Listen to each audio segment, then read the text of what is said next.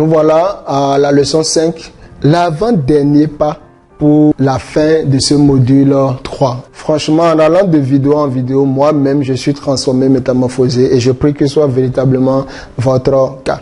Alors, nous allons, au cours de cette vidéo, partager au fait ce que nous appelons votre cœur et votre cible de compassion. Mais avant, nous allons faire un bilan de ce que nous avons parcouru rapidement à la leçon 4. Alors, à la leçon 4, nous avons parlé des principes et interdits pour réussir dans votre travail. Et par rapport à ça, nous avons défini d'abord ce que c'est que le principe. Ensuite, nous avons partagé ensemble, au fait, la source des principes de fonctionnement de tout produit. Et enfin, nous avons terminé par le fait qu'il faut obéir aux principes de fonctionnement du créateur pour exiger, pour demander la garantie de fonctionnement. Tant que vous obéissez aux principes du créateur, vous êtes en droit d'exiger que le produit fonctionne selon le plan du créateur. Et c'est pareil pour votre vie. Pour avoir la garantie que votre vie va réussir, vous devez d'abord vous astreindre. Vous devez d'abord vous décider d'obéir aux principes de votre créateur. Et nous avons dit que votre créateur, c'est pas votre père. Votre créateur, c'est pas votre pasteur. Votre créateur, c'est pas votre état. Votre créateur, c'est Dieu. Et c'est vraiment important pour vous de comprendre ça. Alors, voilà ce que nous avons partagé. Nous avons dit fondamentalement que le principe est une loi fixe établie par le créateur de tout produit pour créer les conditions favorables à l'accomplissement du travail, à l'accomplissement de la promesse ou à l'accomplissement du but du produit. Donc, c'est l'obéissance aux principes associés au produit qui vous garantit sa réussite. Tant que vous désobéissez aux principes associés au produit, alors le produit sera dysfonctionnel. Et donc, maintenant, nous allons voir ensemble, en vous craignant, pourquoi Dieu vous a donné un cœur et c'est quoi le cœur? Et ensuite, quelle est votre cible de compassion? Ici sera tout de suite après le jingle.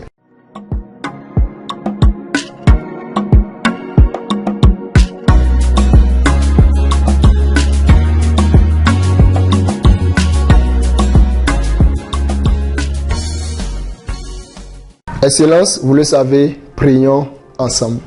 Seigneur notre Dieu, tu as dit dans Proverbe 4, 23, garde ton cœur plus que toutes choses, car de lui proviennent les sources, car de lui provienne ta vie, car de lui provient tout ce que j'ai mis pour l'accomplissement de ta destinée.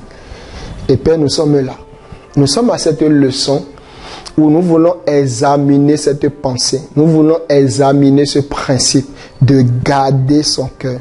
Maintenant, viens, embrasez-nous. Maintenant, viens, instruis-nous. Maintenant, viens, équipez-nous. Maintenant, viens et fais tomber les écailles de nos yeux afin que nous puissions avoir accès à cette connaissance qui transforme, à cette connaissance qui affranchit, à cette connaissance qui donne la paix, l'épanouissement, la réussite et la prospérité que toi-même tu as déjà associé au travail. Merci Père de ce que par ton esprit qui enseigne toutes choses, tu nous révèles les choses cachées et que tu amènes la métamorphose dans la vie de mon frère et de ma sœur, dans le nom de Jésus et avec action de grâce, nous avons prié. Alors, bien-aimés, excellent, ce soir, nous allons partager un schéma simple que vous voyez là au tableau. Nous allons parler de votre cœur, nous allons parler de la cible, nous allons parler de la compassion, nous allons parler de la passion, nous allons parler des talents, nous allons parler de la solution et nous allons parler des rémunérations. Mais malheureusement, dans la vie, nous avons tendance à commencer par le bas. Et commencer par la rémunération souvent nous amène à aller chercher un emploi et non à écouter notre cœur. Et des fois, à cause de la rémunération, les parents vont nous mettre la pression alors que eux-mêmes ils voient que nous sommes fonctionnels, nous faisons facilement quelque chose. Et n'oubliez pas, le potentiel est toujours dans ce que nous faisons de manière facile. C'est ainsi que tu aimes la coiffure, mais les parents vont te dire, puisque tu as eu un master, je veux que tu ailles chercher la rémunération en trouvant un emploi. Ok, donc ici, dans cette leçon, nous allons faire le schéma inverse parce que Dieu, lui, n'a pas mis votre vie dans l'argent, mais il a mis votre vie dans votre cœur. Alors, qu'est-ce qu'on appelle le cœur fondamentalement?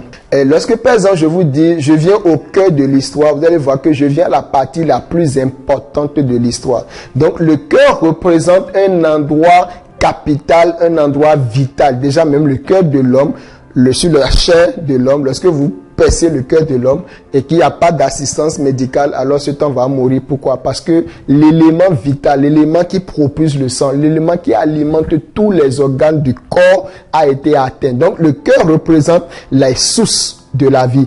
Pareil pour le cœur humain, c'est lui qui alimente, c'est la source du sang. C'est la source du sang et tous les organes ont besoin du sang. Et donc, vous avez besoin de connecter à votre cœur pour retrouver les sources de votre vie. Alors, je ne parle pas du cœur qui propulse le sang, je parle de votre véritable cœur parce que vous êtes un esprit.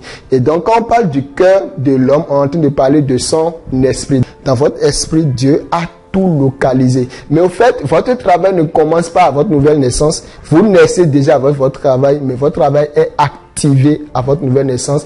Selon Éphésiens 2:10 qui dit, nous sommes son ouvrage ayant été créé en Jésus-Christ. Et donc c'est très important pour nous de comprendre déjà ces choses. Dans King James, le Seigneur dit, garde ton cœur avec beaucoup d'empressement, car de lui sont les issues, l'aboutissement, la finalité de ta vie.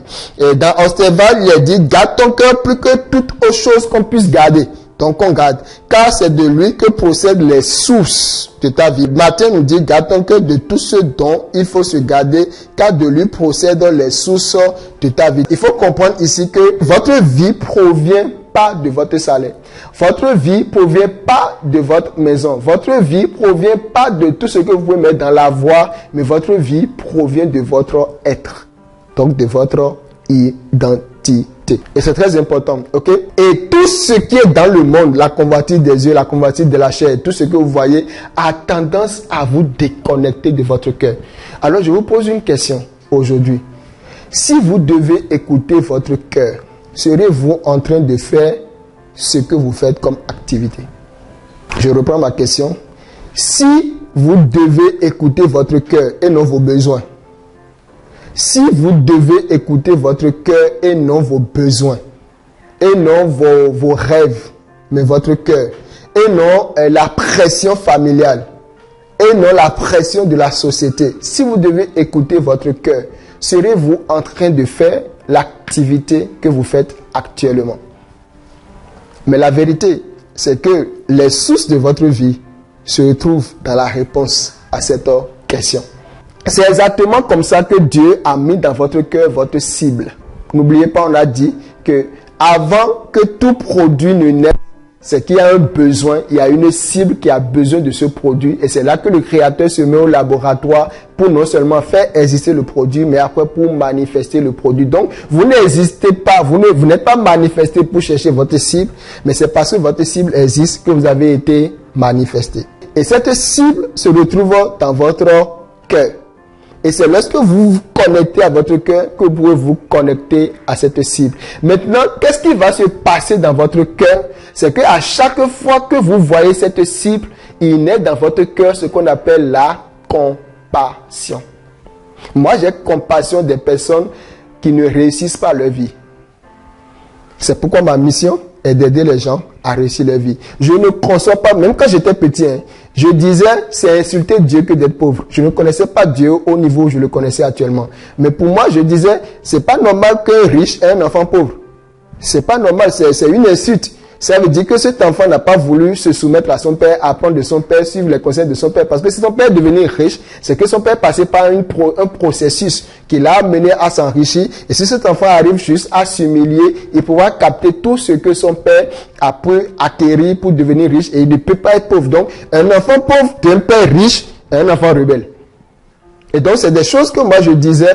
Et donc, j'avais compassion déjà tout petit de toute personne qui ne réussissait pas sa vie. Dans votre cœur, il y a une cible. Il y a des personnes, quand vous les voyez, il y a une activité, quand vous le faites, vous avez compassion des gens, au fait, qui sont dans cette situation. Il y a des personnes qui sont dans des situations. La situation, ça peut être quelqu'un qui est mal habillé.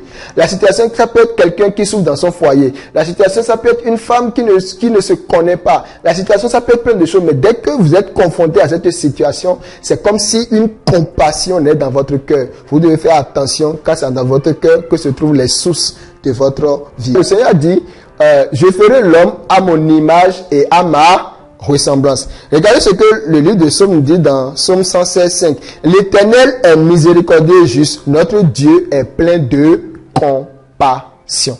Donc, celui qui nous a créés nous a donné un cœur compatissant qui nous permet au fait de nous identifier à notre cible.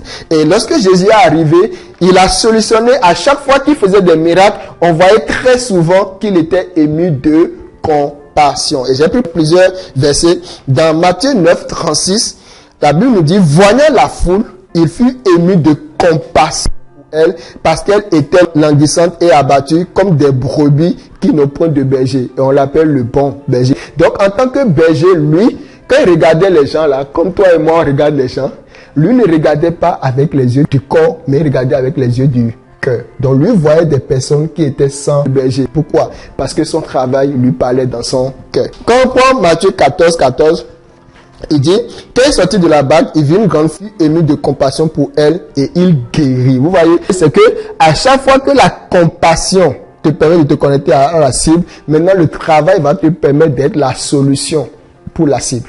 On va en parler tout à l'heure. Dans Matthieu 18, 27, on dit encore, ému de compassion, le maître de ce serviteur le laissa aller et il lui remit la dette. Donc la compassion a tendance à nous amener à trouver une solution. Et la compassion, en fait, compassion, c'est un peu comme si on dit compassion. Donc la compassion aura tendance à activer votre passion. Et votre passion, lorsqu'elle est activée, va aller solliciter vos talents. Parce que vos talents vous donnent la capacité de facilement servir votre cible. Donc, lorsque la compassion naît, elle va avoir tendance à activer la passion et la passion ira puiser dans vos talents pour apporter maintenant la solution à votre cible. Et la Bible dit, l'ouvrier mérite son salaire. Et c'est ainsi que lorsque vous amenez la solution, la cible va vous donner ce qu'on appelle une rémunération. C'est ainsi que Dieu a prévu que le travail soit une bénédiction pour vous en étant dans le repos de l'âme. J'espère que vous avez compris ce schéma. C'est ce qu'on va faire. Vous aider à trouver votre cible de compassion. La cible unique. Je dis souvent que votre travail, c'est ce pourquoi les hommes ont spécifiquement besoin de vous. Mais votre emploi, c'est ce dont vous avez besoin pour vivre. Donc, votre travail aura tendance à arroser la vie des autres, alors que votre emploi aura tendance à arroser uniquement votre vie et la vie de vos proches. Et Dieu ne vous a pas créé pour arroser seulement votre vie. Il a dit, vous êtes une source de bénédiction. D'abord, une source ne profite pas de sa source. Une source existe pour que d'autres viennent y puiser. Il faut maintenant que vous décidez d'arroser les autres. Et nous sommes venus à la fin de cette leçon. N'oubliez pas le cœur, la cible, la compassion, la passion, les talents, le service ou les solutions. Et ensuite vient la rémunération. Excellent Père de grâce, nous te disons merci pour le cœur que tu as donné à mon frère et à ma soeur. Merci déjà pour la cible qui existait avant que mon frère et ma soeur ne naissent, ne soient manifestés. Nous prions maintenant que pendant que chacun des étudiants intercède, font de leur priorité, Seigneur, l'intercession pour la découverte de leur cible de compassion. Merci de ce que toi qui exauces des cieux, tu exauces leurs prières et que par l'accompagnement du Saint-Esprit, les choses que l'œil n'a point vues, l'oreille n'a point entendu, ce qui n'est même pas monté au cœur de l'homme, pour que nous puissions faire cela. Que nous serons dans notre travail. Et tu jouis alors du travail de tes mains. Tu es heureux et tu prospères. Ce verset de Psaume 128, 2 sera désormais le partage de mon frère et de ma soeur. Et c'est dans le nom de Jésus et avec action de grâce que nous t'avons prié. Amen. Bien-aimés, merci de nous avoir suivis pour cette leçon 5. Maintenant, nous allons passer à la dernière leçon de ce module où nous allons parler de l'importance de votre histoire dans la découverte de votre travail. Jusque-là, tenez-vous bien et que le Seigneur vous bénisse.